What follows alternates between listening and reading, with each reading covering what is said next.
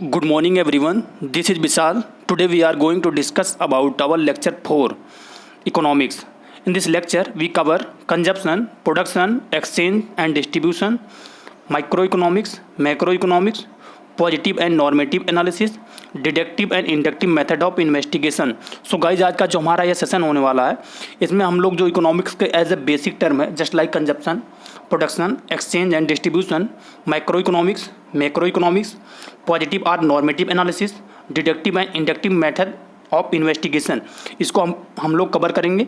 इसको ऑलरेडी हमने as a बहुत स्मॉल लेक्चर में कवर किया था, बट कुछ पॉइंट थे जो एज ए छूट गए थे, तो हम लोग इसको आज देख लेते हैं। और आगे जो हमारा सेशन होने वाला है इसमें हम एज ए इकोनॉमिक्स के जो भी पार्ट है हम इसको जनवरी या फरवरी तक इकोनॉमिक्स का होल सिलेबस जो भी एज ए JRF में मेंशन है हम लोग कवर कर लेंगे। सो आज का जो सेशन है हम लोग स्टार्ट करते हैं। First of all subject matter of economics. तो as a economics can be study through, तो इकोनॉमिक्स जो है वो स्टडी की जाती है एज ए ट्रेडिशनल अप्रोच के through, as a modern approach के through. First of all traditional approach considered economics as a science of wealth. तो ट्रेडिशनल अप्रोच के बेसिस पे इकोनॉमिक्स को जो as a science of wealth बोला गया, जिसके एज ए 4 डिवीजन है। First of all consumption, then production, then exchange, then distribution. Then first of all consumption, the use of wealth to satisfy human want. तो consumption as a होता है जब हम लोग एज ए वेल्थ का use करते हैं ह्यूमन वांट्स को सेटिस्फाई करने के लिए, तो उसे कंजप्शन बोलते हैं। कंजप्शन को बोलते हैं डिस्ट्रक्शन ऑफ यूटिलिटी भी बोलते हैं। Then destruction of utility or use of community and services to satisfy human want. तो जो भी सर्विसेज हैं यूज की जाती हैं ह्यूमन की वांट्स को सेटिस्फाई करने के लिए, उसको हम लोग कंजप्शन बोलते हैं। Next production, then production. तो एज ए प्रोडक्शन जो होता है दो द क्रिएशन ऑफ यूटिलिटी, जब एज ए किसी भी कम्युनिटी में हम यूटिलिटी को क्रिएट करते हैं तो उसे प्रोडक्शन बोलते हैं। Next point, the processes and method employed in transformation of tangible units, inputs, raw materials, semi finished goods or sub assemblies and intangible input, idea, information, know how to goods or services। तो as ए ये process है या method है जिसमें हम लोग transformation करते हैं इंटेंजिबल इनपुट को, लाइक रॉ मटेरियल को, सेमी फिनिश्ड गुड को और सब असेंबलीज को किसी भी कमोडिटी में, और intangible input like idea, information को प्रैक्टिकल अप्लीकेशन करते हैं, इसे हम लोग प्रोडक्शन बोलते हैं। Next exchange, the transfer of good from one person to other. तो एक्सचेंज होता है कि जब हम जो कमोडिटी होती है one person to another person को ट्रांसफ़र करते हैं तो उसे हम लोग एक्सचेंज बोलते हैं। नेक्स्ट अकर्स अमंग इंडिविजुअल और कंट्री, जो कि एज ए इंडिविजुअल पर्सन और कंट्री के बीच में होता है। Then lead to increase in the welfare of individual through creation of higher utility for goods and services. तो इंक्रीज करता है एज ए वेलफेयर, जो भी सोसाइटी के मेंबर होते हैं उनके बीच वेलफेयर को और इंडिविजुअल को यूटिलिटी को प्रोवाइड करवाता है ये, जिसके पास एज वो कमोडिटी नहीं है तो एक्सचेंज से उसको वो प्राप्त कर सकता है।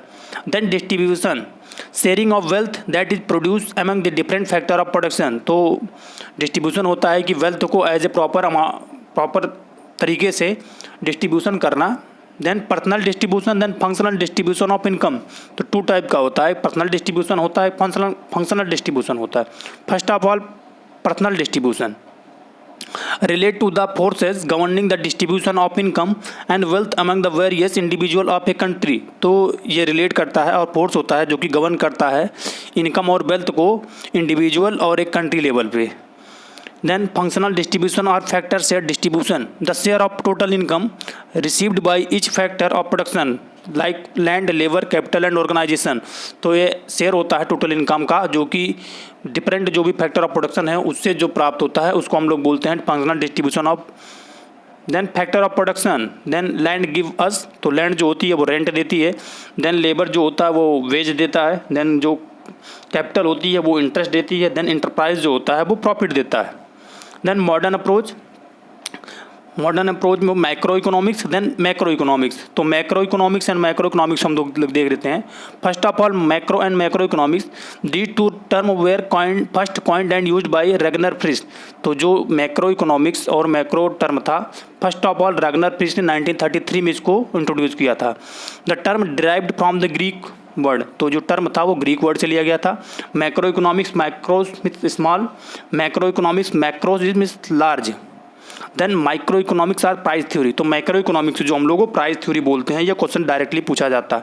Then it is an analysis of the behavior of small decision making unit such as a firm or an industry or a consumer। तो ये एनालिसिस करता है एज ए स्मॉल लेवल पे जो बिजनेस यूनिट होती है उसके बारे में as individual. Then it studies only the employment in a firm और इन एन इंडस्ट्री, तो ये सिर्फ एम्प्लॉयमेंट को एज ए फिर्म लेवल पे स्टडी करता है। Then it also studies the flow of economic resources or factor of production from the resources owner the business firm and the flow of goods and services from the business firm to household।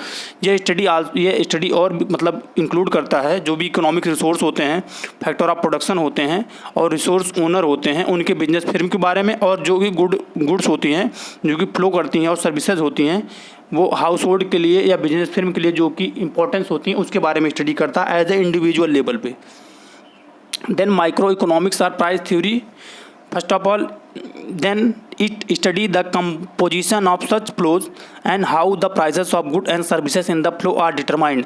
तो ये study करता है consumption को, consumption flow को, और price कैसे goods और services के डिटरमाइन करते हैं उसके बारे में भी स्टडी करता है।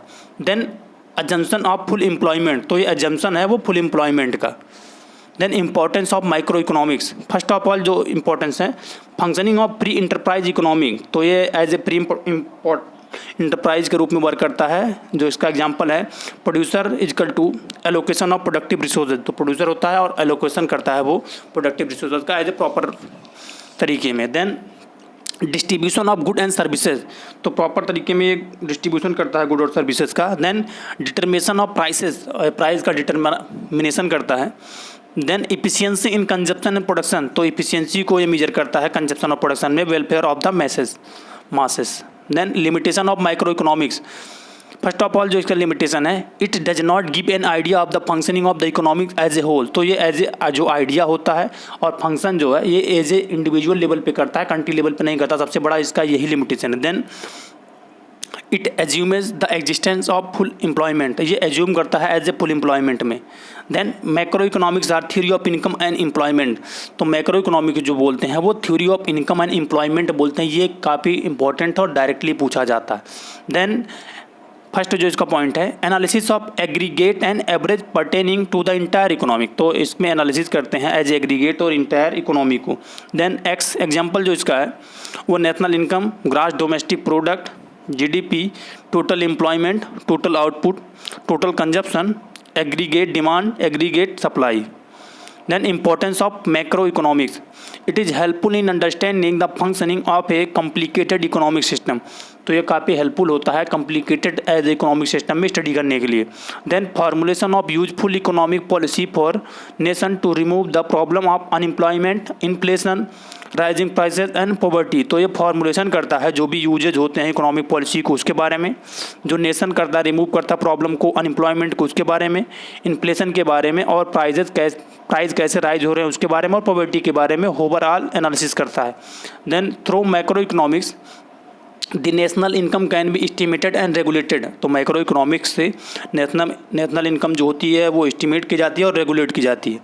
Then limitation of macro economics, first of all individual is ignored all together, तो इसमें जो इंडिविजुअल को इग्नोर किया जाता है जो होल लेवल पे स्टडी की जाती है। Just like national saving is increase through increasing tax on consumption, तो कंजप्शन पे जो टैक्स बढ़ा के नेशनल इनकम को इंक्रीज किया जाता है। Then overlook individual differences, general price level में be stable but the prices of food grain में have gone up which run to the poor, तो जनरल प्राइस जो लेवल होता है वो स्टेबल होता है बट जो प्राइस होता है फूड ग्रेन का वो ऑलवेज जो है वो पुअर रन करता है।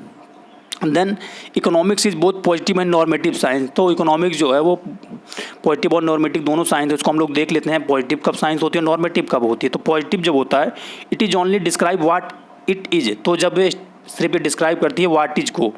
Then describe economic behaviour without any value judgement, तो इकोनॉमिक बिहेवियर को ये डिस्क्राइब करती है विदाउट कोई वैल्यू जजमेंट के दिए हुए या प्रूफ के दिए हुए। देन ऑब्जेक्टिव को डील करती है, ये सिर्फ ऑब्जेक्टिव देती है किसी भी साइंस की। Then statement is based on fact, जो इसके स्टेटमेंट होते हैं वो फैक्चुअल होते हैं। Then price rise at demand increase, तो प्राइस राइज होता है जब डिमांड इंक्रीज होता है एज ए पॉजिटिव साइंस में।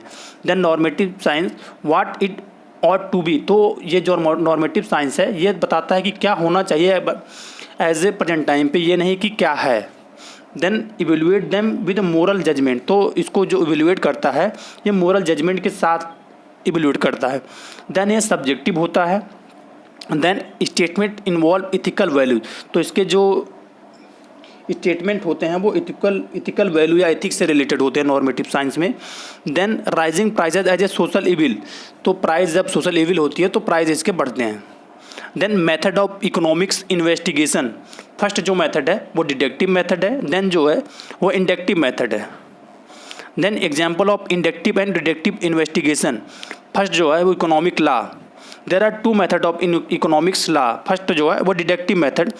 डिडक्टिव मेथड में क्या होता है हम लोग देखते हैं, proceed from general fact to particular result, तो ये प्रोसीड करता है जनरल यानी मतलब जनरल फैक्ट से एज ए पर्टिकुलर रिजल्ट की तरफ, as a rise in price general fact, तो जो जनरल फैक्ट में प्राइस राइज होता है उसको जनरल फैक्ट में करते हैं। Then decrease in demand particular result, जो प्राइस जो डिक्रीज हो रही है डिमांड की वो इसका पर्टिकुलर रिजल्ट है। Then negative relationship through testing hypothesis, तो नेगेटिव रिलेशनशिप आता है जब एज ए हाइपोथेसिस हम लोग टेस्ट करते हैं। Then title law of demand, तो टाइटल जो होता है लॉ ऑफ का डिमांड का ये होता है।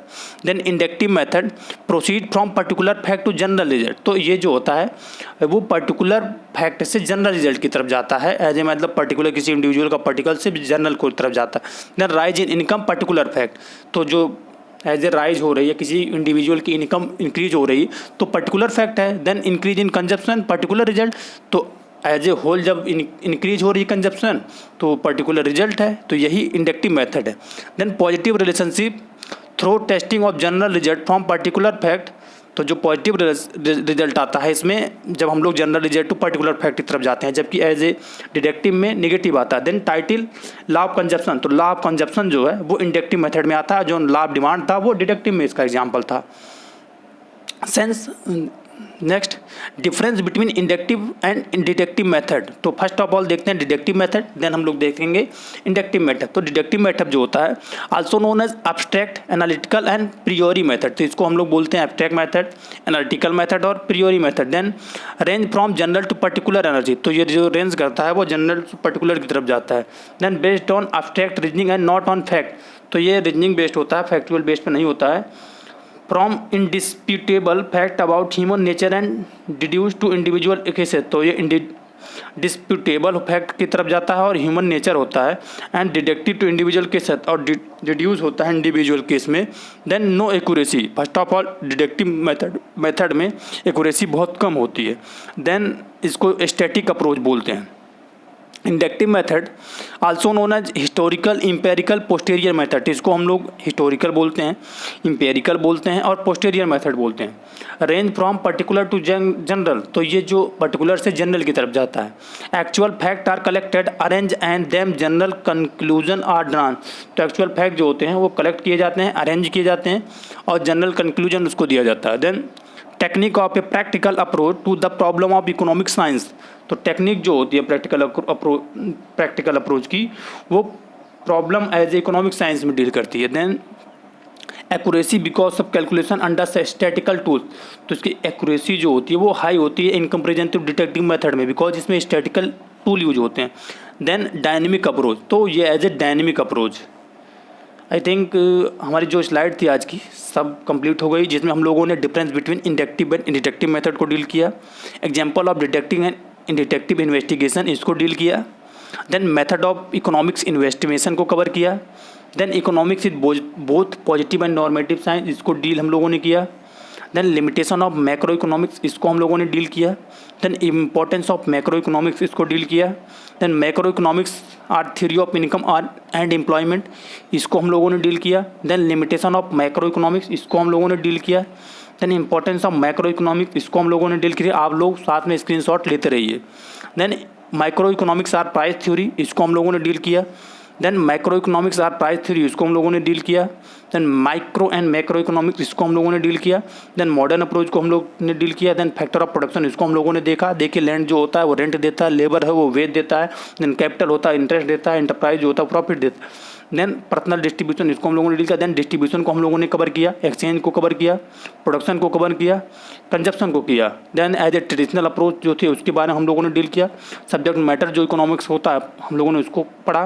देन लेक्चर जो हमारा फोर्थ था वो कंजप्शन पे था, प्रोडक्शन था, exchange and distribution, macro and macro economics पे था। Then positive and normative analysis पे था, deductive and inductive method of investigation इस पे था। सो गाइस जितने भी एज ए आपके जूनियर हैं जो अभी एज ए JRF की प्रिपरेशन स्टार्ट कर रहे हैं उनको आप मैक्सिमम से मैक्सिमम इस वीडियो को शेयर करिए। जो भी एज ए आपके सीनियर हैं उनको किसी भी कॉम्पिटिटिव एग्जाम की प्रिपरेशन कर रहे हैं उनको वीडियो को शेयर करिए। जो भी आपके डाउट या सजेशन है प्लीज़ उसे कमेंट सेक्शन बॉक्स में राइट डाउन करिए। अभी कल मैंने एज ए टेलीग्राम पे पोल डाला था जिसमें अभी 120 जो भी एस्पायरेंट थे उन्होंने वोट दिया है। तो अभी आज हम शाम को देखते हैं, उसके बाद मैं आप लोगों को ओवरऑल कट ऑफ के बारे में डिस्कस करूंगा। सो गाइज़ जो भी आपके सजेशन है प्लीज़ उसे कमेंट सेक्शन बॉक्स में राइट डाउन करिए। तो आज का सेशन है हम लोग एंड करते हैं। Please like share and subscribe. Thank you for listening.